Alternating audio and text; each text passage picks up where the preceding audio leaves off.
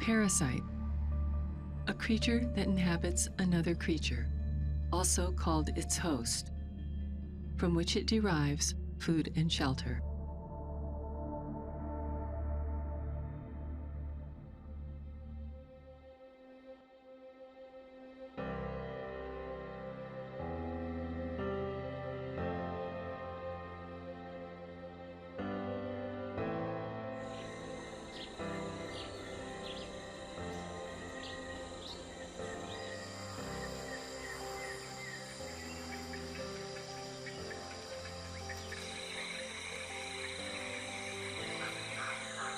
Long ago, in an unknown place, when creatures were beginning to explore and discover and connect, there was a rat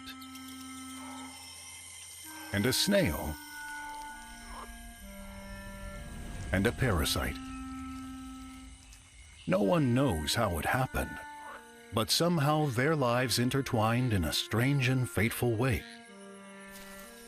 Then humans wandered in, and some of them got very, very sick.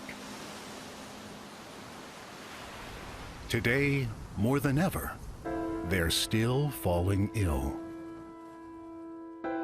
When I got sick with rat lung, I was in Kapoho, Hawaii. I would surf and I would skateboard every day. And then I started getting sick. When I got taken to the hospital, they thought it was a flu and they sent me home. That has allowed the worms, the parasites, to continue migrating through my body. I don't think they had made it to my brain by that time. Suddenly, I was in what I would call the acute phase of the illness, where I had so much pain in my body. I couldn't wear clothes. I couldn't tolerate sunlight on my skin. I couldn't tolerate wind. Nothing could touch me. As that week went on, he progressively got much weaker. He wasn't crying, he wasn't talking. The only thing that he could do was move his head back and forth and open and close his eyes.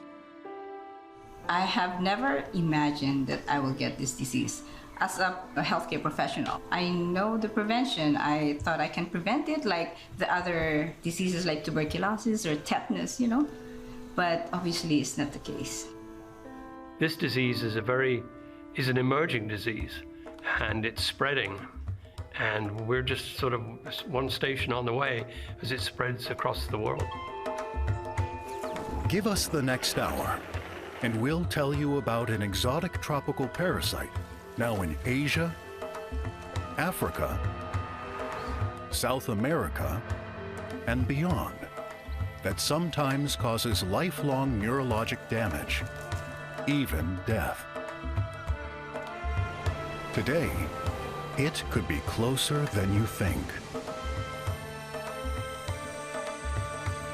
Accidental Host, the story of rat lungworm disease.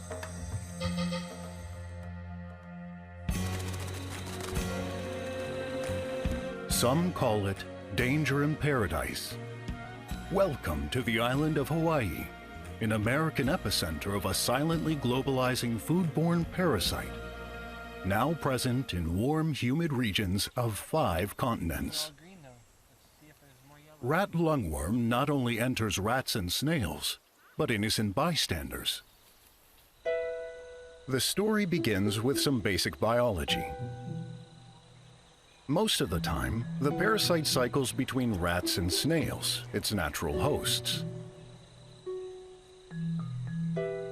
In rats, the adult worms live in pulmonary arteries where the parasites mate. After offspring hatch, rats eventually pass droppings that can harbor thousands of invisible larvae. Snails and slugs eat those larvae-laden droppings. Other rats get infected by eating those snails and slugs.